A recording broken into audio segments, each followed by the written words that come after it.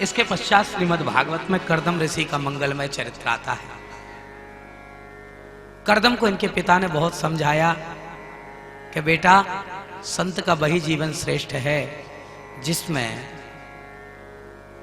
जिसमें संत ने पहले गृहस्थ जीवन जिया हो।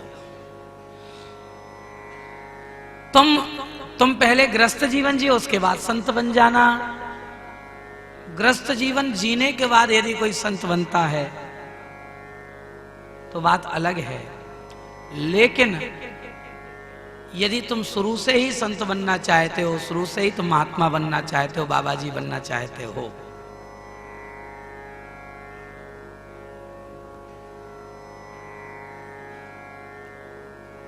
तो आगे जाकर के मन बिगड़ने के चांस ज्यादा है।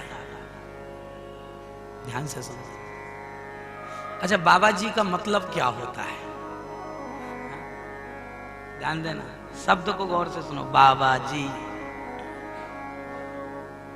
हाँ, अच्छा, बचपन में कभी कबड्डी खेली है? राधे राधे। तो उसमें बीच में एक लाइन बना लेते हैं, कहते तुम उस बाजी हो, हम इस बाजी हैं। एक बाबाजी है, एक जाबाजी है। बहुत गौर से सुनना। एक हुआ बाबाजी, माने जो संसार के पाले को छोड़ करके और ठाकुर जी के पाले में चला गया, वो हो गया बाबाजी। और जो संसार के पाले में रह गया, वो रह गया जाबाजी। जब बाबाजी बनते हैं ना, तो मूड़ मुड़ाते हैं। क्या मुड़ाते हैं? सिर मुंडन करवाते हैं। कहते हैं क्या, मूड़ मुड़ा लो और बाबाजी बन जाओ। मूड़ मुड़ाने का मतलब क्या है? मुंडन करवाने का मतलब क्या? बोले साहब हम तो मुड़ गए। मुड़ गए, बाल मुड़वा दिए, बोले हम तो मुड़ गए। मुड़ने का मतलब है कि हमने सिर मुड़ा लिया। एक तो है इसका ये अर्थ, और दूसरा अर्थ इसका ये है कि हम मुड़ गए। संसार की तरफ जा रहे थे, परमात्मा की तरफ मुड़ गए, इसलिए हम मुड़ गए। ठाकुर जी की तरफ मुड़ गए। मुड़ना, बाबा जी बनना। कर्दम ऋषि को बहुत समझाया, देखो नियम से चलो, क्रम से चलो। यदि हम पहले ही गृहस्थ जीवन नहीं जिएंगे, ऐसा नहीं कि मन बिगड़ ही जाता है सबका, लेकिन मन बिगड़ने का चांस ज्यादा हो जाता है। इसलिए पहले गृहस्थ जीवन जियो।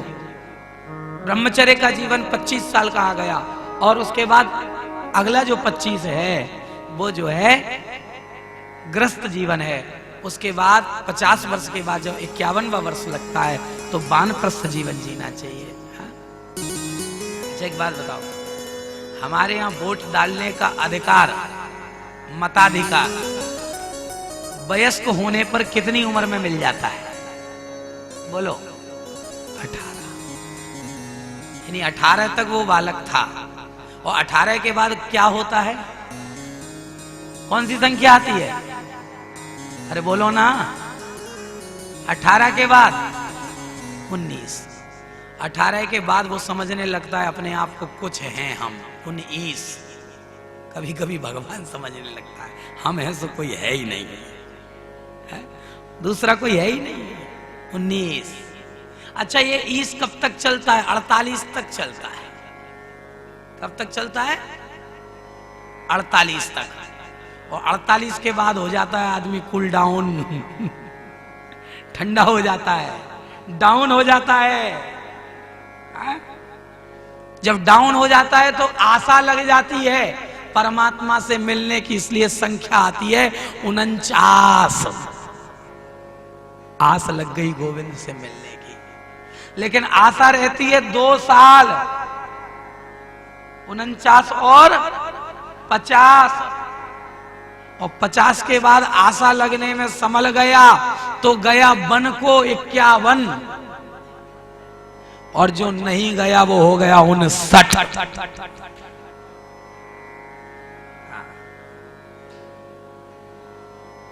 समझो बात को। जो गया बन को वो तो बन गया। शब्द पर गौर करना बिहारी भैया। जो गया बन को वो बन गया, और जो रह गया पन में वो फंस गया। जो गया बन को वो बन गया।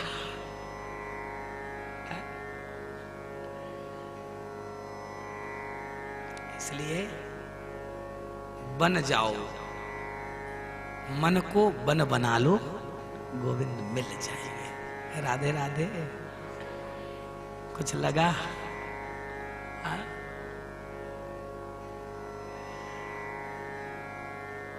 बनाए दई मोरे कारीगर ने ऐसी सुंदर बकरी।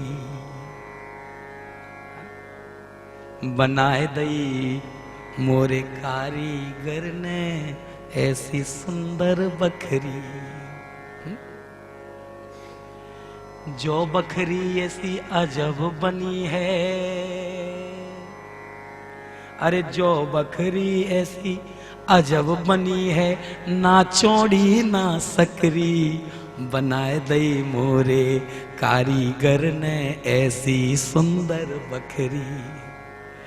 बनाए दई मोरे कारीगर ने ऐसी सुंदर बकरी। बकरी समझते हो ना? हाँ?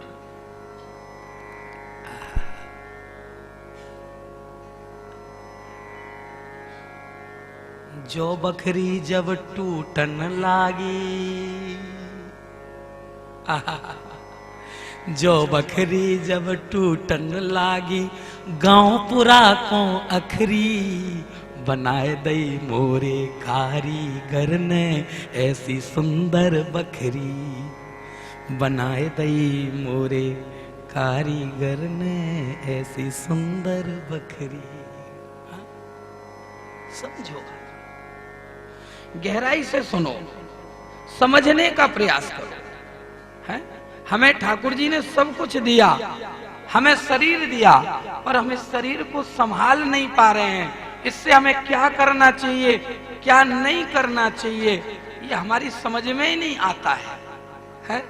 हमें समझना चाहिए कि हमें करना क्या है। बड़े भाग मानुष तन पावा, सुर दुर्लभ सद ग्रंथनी गावा। हमारे सदग्रंथ कह रहे हैं कि हमें जो है समझना चाहिए, विधि निषेध के भाव को जानना चाहिए। महाराज बड़ा सुंदर वर्णन आता है।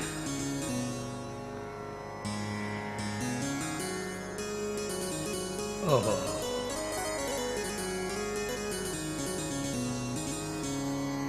कर्दम ऋषि को बहुत समझाया, पर कर्दम ऋषि नहीं माने, चले गए वन में। तपस्या करी, तपस्या करते करते हो गए बूढ़े। बुढ़ापे में मन बिगड़ गया।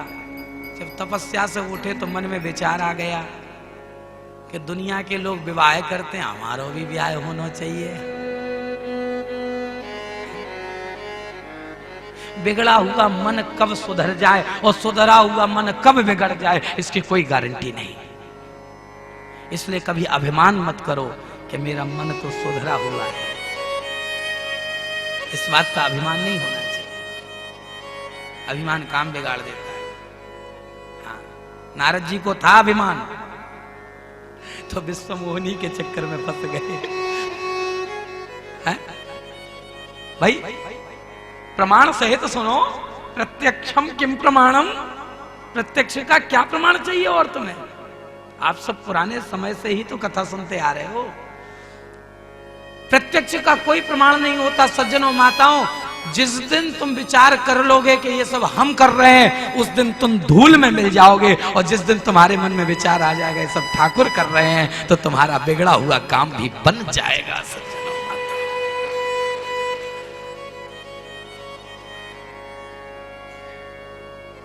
हाँ? जब तुझसे ना सुलझे, याद आ गया कुछ। जब तुझसे ना सुलझे तेरे उलझे हुए धंधे, जब तुझसे ना सुलझे तेरे उलझे हुए धंधे, भगवान के इंसाफ पे सब छोड़ दे बंदे। वो तेरी सारी मुश्किलें आसान कर देगा। जो तू नहीं कर पाया इंसान, वो भगवान कर देगा। इसलिए उसमें ध्यान दो। आज करदम जी का मन बिगड़ गया।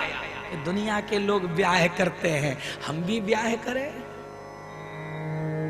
सो तपस्या का संकल्प लिया कि हमारा ब्याह हो जाए, और तपस्या का संकल्प लेके बैठ गए। बताओ, कोई भजन करता है भक्ति पाने के लिए, कोई भजन करता है शक्ति पाने के लिए, कोई भजन करता है प्रेम पाने के लिए, कोई भजन करता है किसी भाव से, कोई भजन करता है किसी भाव से। लेकिन इन बुढ़ऊ महाराज को देखो, ये भजन कर रहे हैं हमारा ब्याह हो जाए।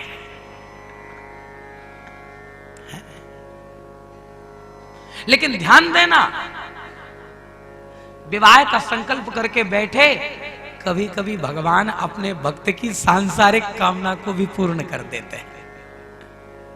मन में संकल्प किया और बैठ गए, भगवान प्रसन्न हो गए। भगवान प्रसन्न हुए तो भगवान प्रकट हो गए, और प्रकट होकर के कहने लगे क्या? आंखें खोलो करदम, तुम्हारी इच्छा को पूर्ण करने के लिए मैं आ गया। मेघ के समान गंभीर वाणी को सुनकर के करदम के नेत्र खुल गए, चरणों में गिर पड़े। कहो करदम, तुमने कैसे याद किया मुझे? ओह, बस प्रभु ऐसे ही। भगवान बोले, ऐसे ही तो मुझे कोई याद नहीं करता, कुछ तो कारण है। जल्दी बोलो अपना कारण। हा? कुछ तो कारण है। अब करदम जी को बड़ी शर्म लगे कि भगवान से कैसे कहें कि हमने विवाह करने के लिए तब किया। अच्छा, एक और बात, जब तक भगवान सामने नहीं आए थे तब तक विवाह करने की इच्छा थी, ऐसा भी हो सकता है। और भगवान के सामने आते ही विवाह करने की सांसारिक इच्छा चली गई, इसलिए भी कुछ नहीं कह पा रहे हैं। क्या करें? भगवान बोले, बोलो बोलो करदम, कैसे याद किया? बस ऐसे ही प्रभु। बोले नहीं। करदम जी बोले, गलती हो गई प्रभु, हमसे अपराध हो गया। हमने विवाह की इच्छा से एक सांसारिक कामना को लेकर के तप किया, गलती हो गई। लेकिन आपको देखते ही अब विवाह की इच्छा नहीं है। भगवान बोले, वाह करदम, मन मन भावे और मुंड हिलावे।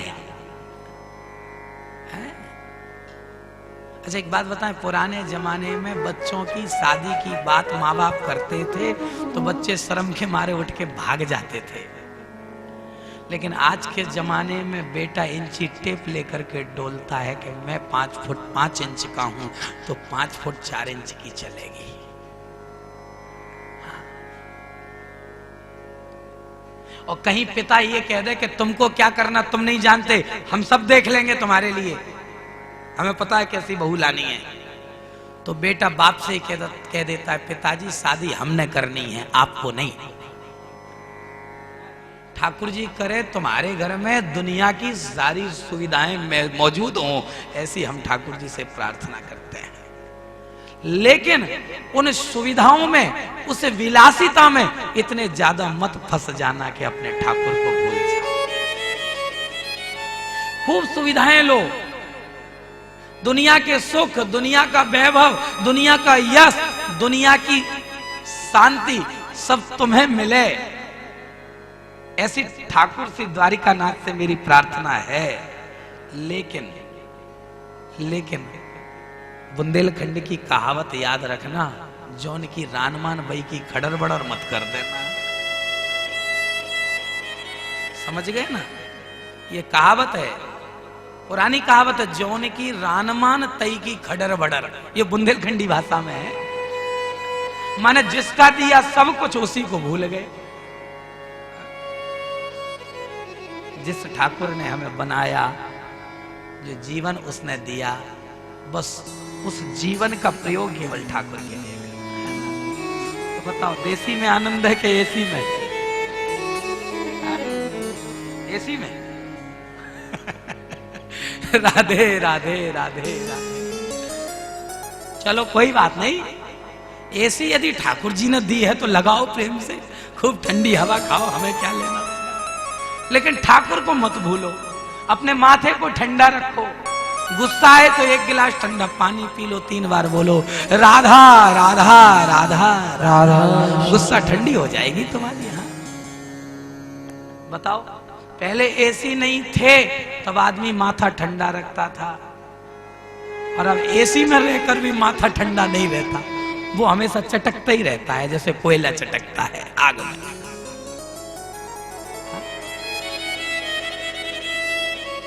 ये कृत्रिम चीजें हैं, इनका व्यक्ति यदि एक बार अभ्यस्त हो जाए, अभ्यस्त हो जाए इन चीजों का, तो फिर दोबारा वापसी नहीं कर पाता। ध्यान देना। इसलिए हर परिस्थिति में जीवन जीने की कला हर व्यक्ति को आनी चाहिए। राम जी तो राजा थे, महाराज दशरथ के बेटा थे, फिर भी गुरुकुल में जाकर लकड़ी काटने का काम किया। लकड़ी लाते, जंगल से बीन करके, काटते नहीं थे, सूखी हुई लकड़ी बीन कर लाते थे। लकड़ी काटना तो अपराध है। जब दशरथ महाराज से कैकेयी महारानी ने कहा कि तुमने बालकों को इतनी छोटी अवस्था में इतनी कठोर तपस्या के लिए भेज दिया, तुमने क्यों किया? तो दशरथ महाराज बोले, स्थिति और परिस्थिति का कुछ पता नहीं, कब हमें किस परिस्थिति से जूझना पड़े। हर व्यक्ति को हर परिस्थिति से लड़ने की ताकत होनी चाहिए, इसलिए राम को वन में भेजा है। समझो, हाथी और घोड़ा मिले तो उन पे सवारी करो, और कुछ नहीं मिले तो 11 नंबर की बस तो ठाकुर जी ने दी है। हा? 2 पैर तो दिए ही है, चलो। हा? हम यहां ये देख रहे हैं कि घर में हमारी माताएं आधा 1 किलोमीटर नहीं जा पाती, जो बूढ़ी बूढ़ी माताएं 80-80 साल की। हाँ, एक हमारी बुआ जी है, एक हमारी नानी जी है, एक ये 1 किलोमीटर चलने में भी थक जाती हैं, लेकिन देखो छड़ी खो गई ओंकारेश्वर में, तब से बगैर छड़ी के डोल रही है हमारी बुआ। बताओ, छड़ी नहीं है, ये द्वारका नाथ ने अपनी भक्ति की छड़ी इनको दे रखी है। ये मैया देखो ऐसे नाच रही थी जैसे मानो मोर नाच रहा। ये द्वारकानाथ की ताकत है। ये 80 वर्ष की अवस्था में भी ऐसी हैं। क्यों? क्योंकि इन्होंने तपस्या करी है, इन्होंने मेहनत करी है, इन्होंने ठाकुर जी का भजन किया है, इन्होंने ठाकुर जी के नाम को जपा है। सज्जनों, माताओं, सबसे बड़ी ताकत संसार में यदि किसी चीज की होती है तो वो भगवान के भजन की होती है। उससे बड़ी ताकत दूसरी कोई हो नहीं सकती। करदम ऋषि के मन में बड़ी शर्म लगी, अब क्या कहें भगवान से। भगवान बोले, मना क्यों करते हो? बोले, प्रभु आपको देखते इच्छा नहीं रही विवाह करने की। बोले, विवाह तो तुम्हें करना ही होगा, और नहीं करना था तो पहले ही कह देते। अब कह रहे हो? बोले, क्यों, अब क्या हुआ? बोले, हम तो बातें ही पक्की करे आए। अच्छा, कर थोड़े ही आए थे, वो तो मन की ले रहे थे। हाँ? बोले, हम तो बातें ही पक्की करे आए। तो करदम जी भी धीरे से बोले, जब आप बात पक्की कर ही आए हैं तो ब्याह हम भी कर ही लेंगे। उन्होंने भी कह दिया। लेकिन प्रभु, हमारी एक शर्त है। साधु की परिभाषा क्या है? ध्यान से सुनना। साधु की परिभाषा है, जो बिगड़े हुए मन को साध ले वो साधु। और बिगड़े हुए मन को करदम ऋषि ने साधा यहां और कहा, हे प्रभु, मैं विवाह तो कर लूंगा यदि आप बात पक्की करे आए हैं तो, लेकिन हमारी एक शर्त है, हमें आप जैसा बेटा चाहिए। भगवान बोले, हम जैसे तो हम ही हैं, दूसरा कोई है ही नहीं। हाँ? बोले ये आपकी समस्या है, हमें तो आप जैसा चाहिए। अब आप आओ चाहे आप जैसा आए। बोले ठीक है कोई बात नहीं, चिंता मत करना। हा हा हा हा। भगवान बोले हम पुत्र बन करके आएंगे। कितना सुंदर संकेत है, कितना सुंदर संदेश है। यहाँ करदम ऋषि के प्रति हमने जो बातें करी वो भी एक भाव था, लेकिन एक दूसरा भाव ये भी है कि संत बनने के बाद भी मन में संतोष नहीं हुआ, भगवान को बेटा कैसे बनाएंगे।